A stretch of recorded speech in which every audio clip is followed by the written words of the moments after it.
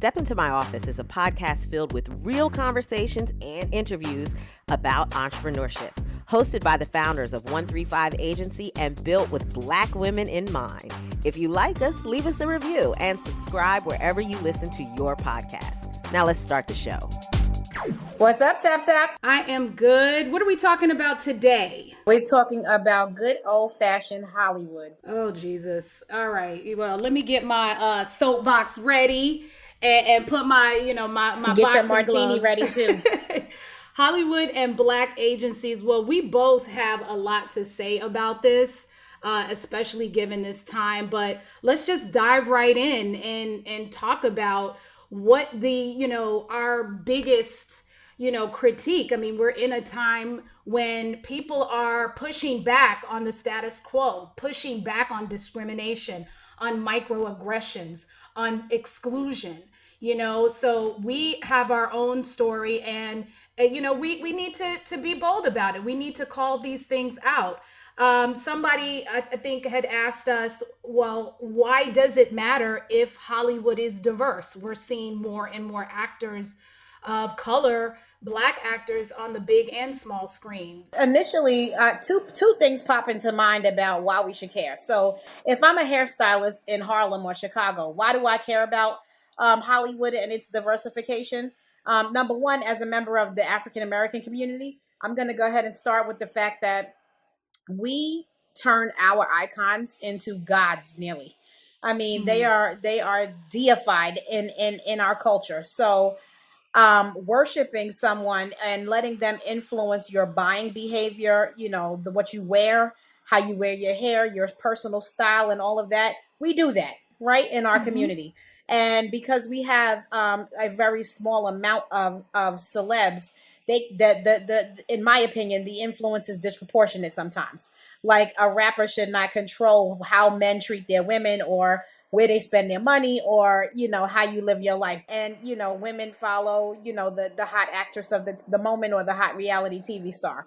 Number one, you should know that if you're going to build your value system around this person, you want to make sure that they're a person who's committed to the community, and that everyone that they will reinvest in you, not just you invest in them, allow them to have this platform and follow everything they say, but they're no longer actually a part of the community in their heads because they've gone on to another level. It's important to know that, in my opinion. And number two, we might say to ourselves, why does this even matter? Who cares? The problem with that is whoever is, and I'm plucking names out of the sky, Denzel's assistant today is an executive producer tomorrow.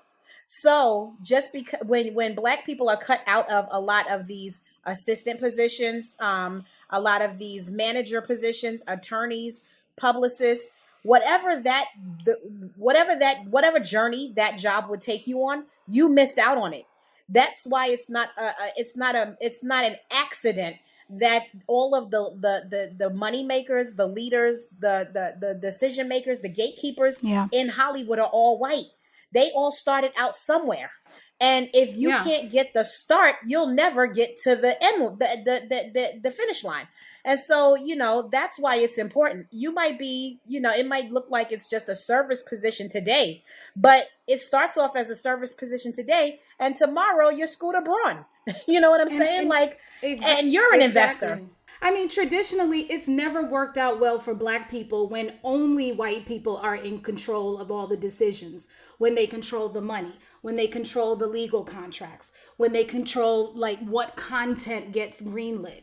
And that's really where the push for more diversity on the executive level and for having representation, lawyers, publicists, managers that aren't just all whites from the same small community, a community of privilege. So essentially, if you don't care about diversity on the back end, then it does, as a viewer, as a fan, as a publicist, it affects the stories you see, what films, the content. And we know film and television is a huge persuasive medium to set ideas about people. It carries stereotypes, propaganda. So if all you're seeing on the silver screen is Black people in the hood, Black people committing crimes, Black people as slaves. That is a message and an image that, echoes all around the world. So if that is that is a direct reflection of the powers that be who are controlling everything about this industry. So it is important that the cast of Black Panther, most of 90% of the people behind the scenes representing those talents were white. That means that the massive, box office success of this film did not go to the culture that it was representing, that we were so proud. We were showing up in droves at the theater, celebrating the image, but financially, economically, or even sending professionally, all of our dollars elsewhere. There was no win. So, yes, it's progress in some ways. It was a feel good, but when the feel good passes, what did we really gain from it? And that's why diversity matters. That's why it matters. And let's even take that a little bit further, because the financial perspective is one that we all need to be thinking of. Now, obviously, this is a discussion for entrepreneurial minded people, business minded people. But overall, if we as a community started looking at our financial power, let's look at Black Panther. Now, these numbers are not accurate by any sense of the imagination. I am just using these hypothetically. But on your average film, right? Let's say there's a $200 million budget. Out of that $200 million budget, we need to start thinking about and demanding the transparency to know what percentage of those dollars were spent with Black people. It's not enough that the cast is Black and that's where a certain percentage of the money going to African Americans went. Because when you look at that $200 million, think about it as if it's the budget for a small city. How much of it went to the craft services and the food, the people who prepared the food? How much of it went to the guys who created, who handled the photography, the electricity, the just breaking down and setting up every day? How many people? How much of it went to the location scouts? How much of it went to the attorneys for the talent, because they're getting a piece too? How much went to the managers for the talent? How much of it went to the publicists? Because I can tell you right now, if we demanded that type of transparency, your average Hollywood film, they already know how much they're going to spend on African American outreach. And it's usually less than 1%. Absolutely. The budget for a big box office film, it's like the budget for a small town. There are going to be hundreds of people who eat off of that budget. And 9 out of 10 times, depending on how Black people get involved in a film, if we do what we did with this one, and we turn out and we got the Wakanda movement going, and we take over social, and we got T-shirts and merchandise and all of that, what we just did was allow them to make $1 billion off of a $200 million investment, in which less than 10% was spent with us. That cannot be. Exactly. That's why it's important as Black publicists, Black professionals who are in this industry or other industries, to ask for what you want, especially in this moment of change, this moment of pushback, resistance. Ask for what you want, and a lot of times we're not even asking for for what we need. To be honest, we're asking for access and content. Access and access to our own culture. Opportunities. Exactly. But the win is ownership. We need to start demanding ownership or supporting ownership in our own communities. And so that Black Panther example is a really good example of sort of the skin, the exterior of what you may see, that's representing Black films or Black culture. But the business aspect is really the driving force behind what gets, greenlit, what gets produced, and all of that. But I wanted to kind of if we could talk a little bit, because I want to get specifically into our PR industry and how Black publicists in Hollywood how it gets even deeper. So we talked about lack of representation for actors and Black talent and all of that, but there is a real difficult system that Black publicists are up against when they're trying to grow their business, seek opportunities, gain access to, projects and clients that actually have a budget. There is a real block to that is very well organized and set up to protect the powers that be. And so we have a story about that ourselves, in terms of, just our agency, 10 years ago, 9 years ago, when we were first in this business, and we had many, within a span of 2 or 3 years, we pretty much worked with almost every major film studio, from Disney to Sony, Screen Gems, many industries. And then one day, a mainstream agency that had been in existence for 30 years, 20 something years, decided that the quote unquote multicultural market was lucrative enough for them. This is an agency that damn near has a monopoly on Hollywood in terms of field publicity. So all of them and had zero interest in engaging African Americans for 20 years. Zero interest. And so they one day said, we're going to create a multicultural division. So that gave Hollywood studios the excuse to say, okay, well, now that the mainstream agency has their own multicultural, i.e. Black division, we don't need to go to these, other Black-owned agencies. We can stay right where we are, right with the agency that is already doing the lion's share of our field publicity work. And now we can check off that diversity list or that multicultural campaign agency requirement by working with them. And that was devastating to our agency and to others. And this is an example of the ways that, institutional racism work to keep Black agencies and Black professionals out of these spaces. And that was definitely our story. And not only that, let's talk about this word institutional racism, right? Because after so many years, sometimes it starts to become a buzzword and people they'll use it and they don't even know what it means. So when we say that the racism is institutionalized, we mean this by that. It takes several layers of complicitness for something to become institutionalized. So that point that Saptosa just made about the fact that they're like, oh, now it's all built in. We don't have to go outside anymore. What that means is that from the process where Black celebrities they move up from D-list to C-list to B-list to A-list. And once they cross over to that A-list category, then the whole team changes. And once the whole team changes, then they're advised you shouldn't do Black media because that's going to marginalize your career. Shouldn't work with a Black publicist because you need something bigger and mainstream. It's going to hurt your brand. That's one layer. Because if you can brainwash the talent, then your job is easier to just keep Black people out of it, both the media and the publicists and the managers and the attorneys. So that's one layer.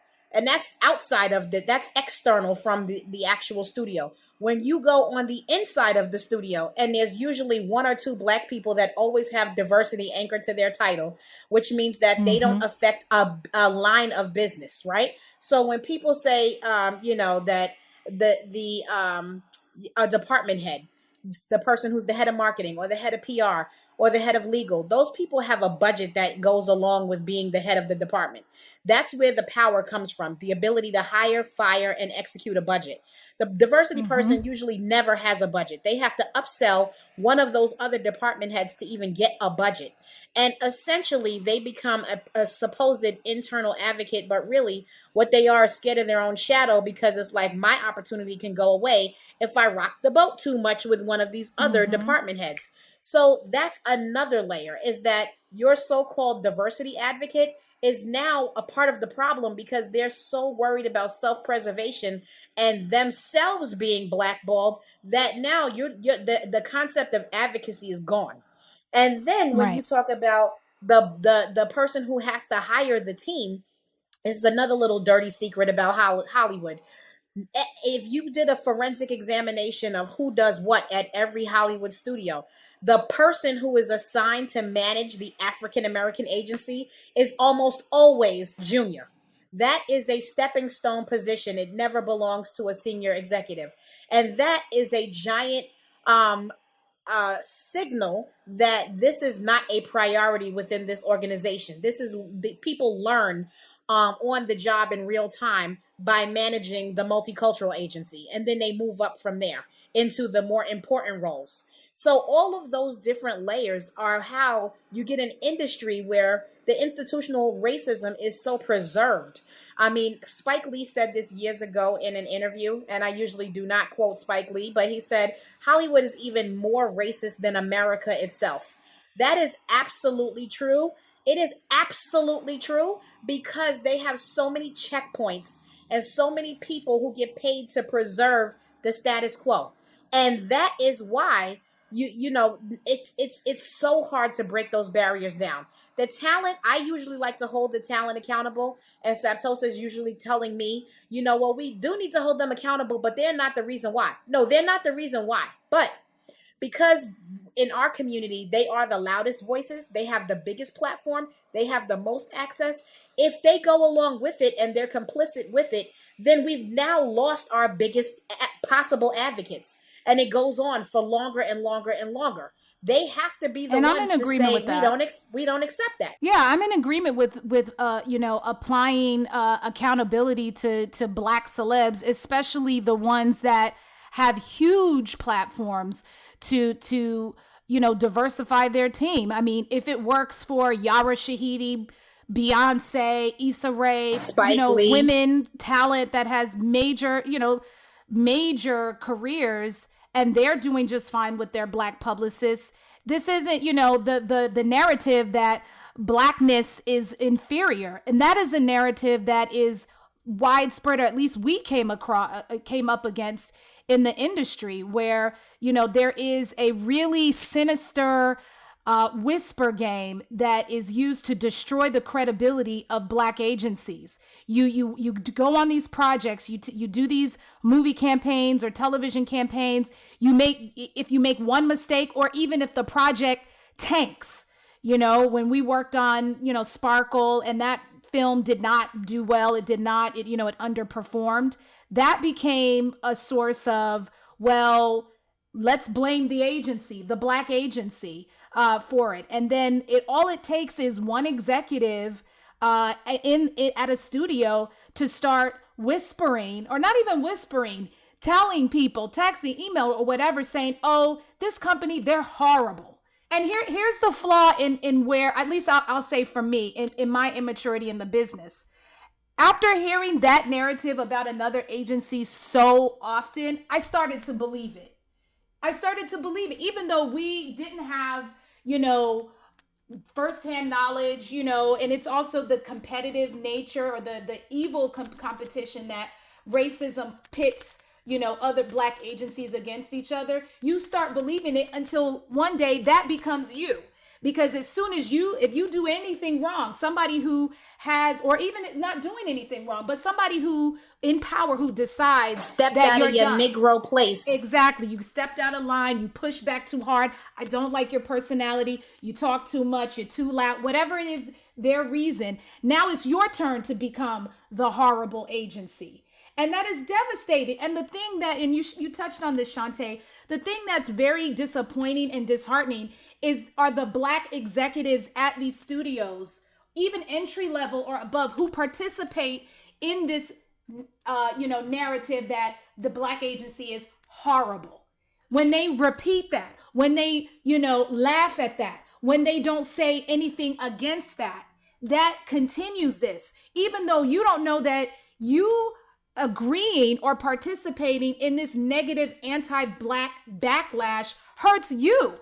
Because they're looking at a whole time race. Is coming up. Right. They're looking at the whole race is inferior, not just 135th. When they say they're horrible, it's based on the premise, the racist premise that Black people are inferior, that we don't provide services at a standard level. So it is a very complex issue, but I do kind of want to encourage, like we done said all of that. I do, have a couple recommendations for people. All is not lost. This is still an industry that I encourage other Black agencies, other agencies of color to get into. We're never going to bow out of any industry. Absolutely. And that includes everything from investment banking to Hollywood to anything else that's out there, furniture making, whatever we have big progress to make in every industry. So there's never any kind of discouragement about getting into it, but just understand the battle that's in front of you and be better in this generation in terms of naming names and letting people know what your experience is, because you can now do that. Exactly. You have to do excellent work. You also have to study and research the industry. One thing that Shante did years before we got into film or when breaking into any industry, you got to know who the key decision makers are. You have to know how the industry moves, how it hires vendors, how it engages publicists, where are the opportunities? And that comes from studying. It's not something to say, oh, I want to be in Hollywood because it looks cool. What are the opportunities? Where can you make an impact? Where do you really want to be? Study and research the industry. And you also have to network among achievers. You need to really not just know who the key people are, but make your way to engage with them, even if it's just on social media, even if it's, at an event. I don't even know if we're going to ever have events again, considering, what's going on with the pandemic. But you got to network among people who are actually doing it. And sometimes that means moving out of a market that doesn't really have Hollywood opportunities, entertainment opportunities that are going to get you to that, in that number, in that environment.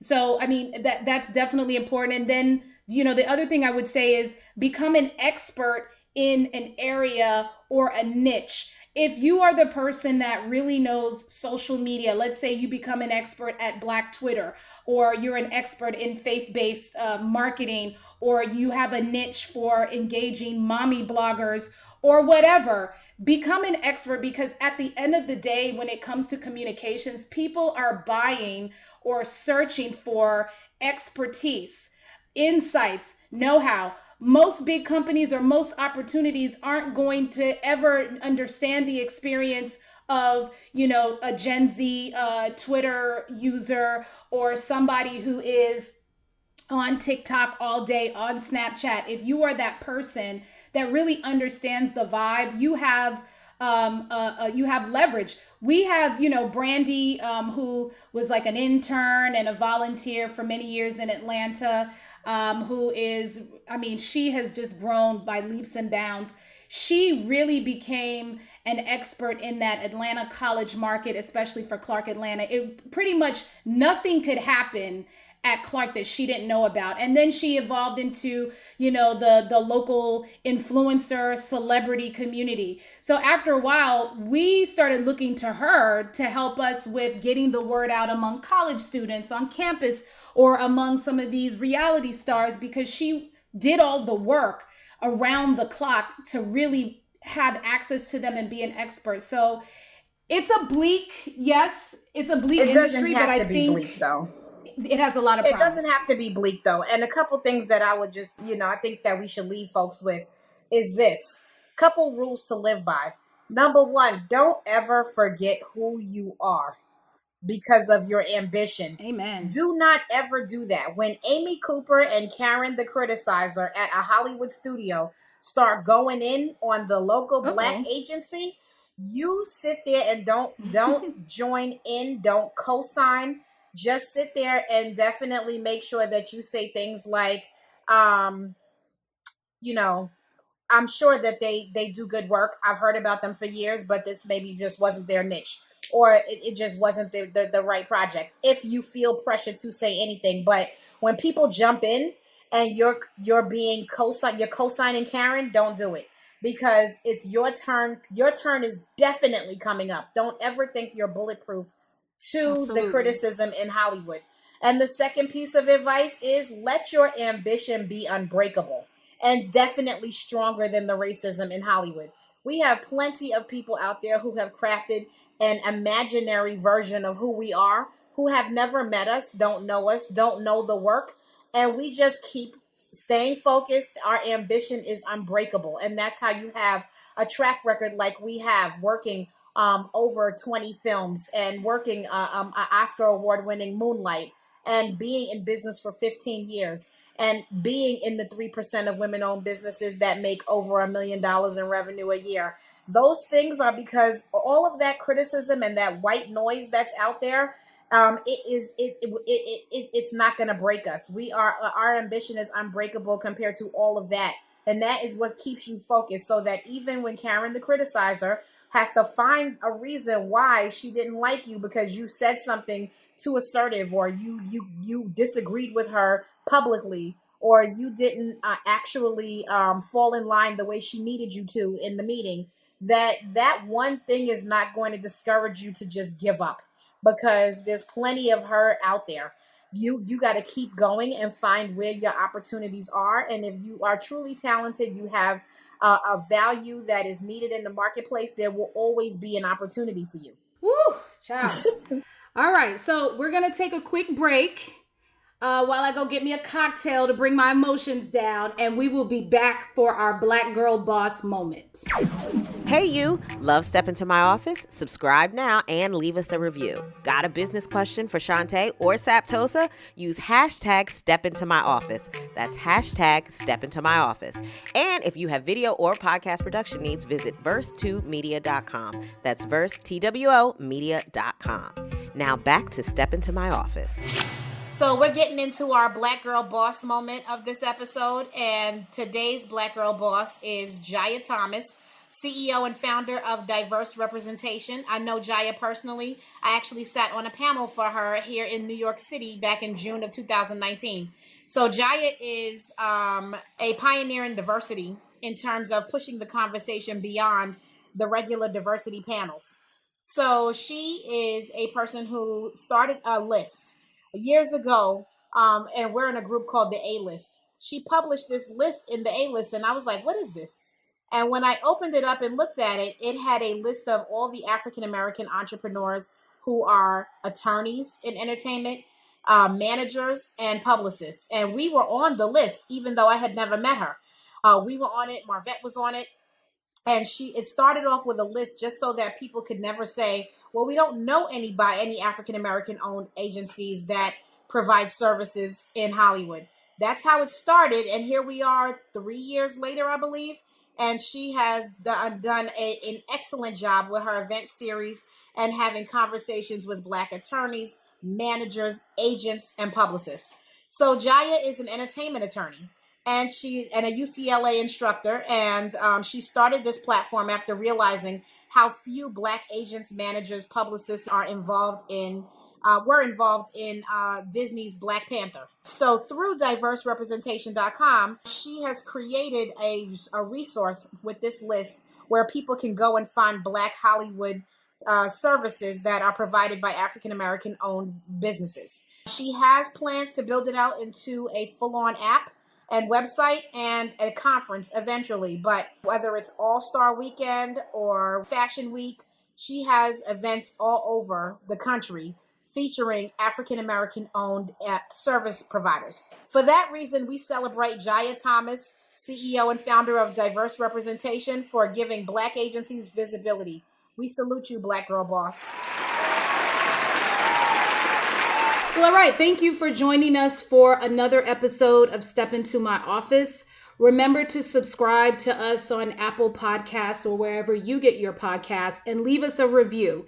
Use hashtag Step Into My Office to send feedback, questions, etc. when you follow us on Instagram or Twitter at ONE35Agency. Shout out to Verse2 for producing this podcast, Danya, and visit them at verse2media.com if you need a podcast or video producer. And with that, we say thank you, and we'll see you next time.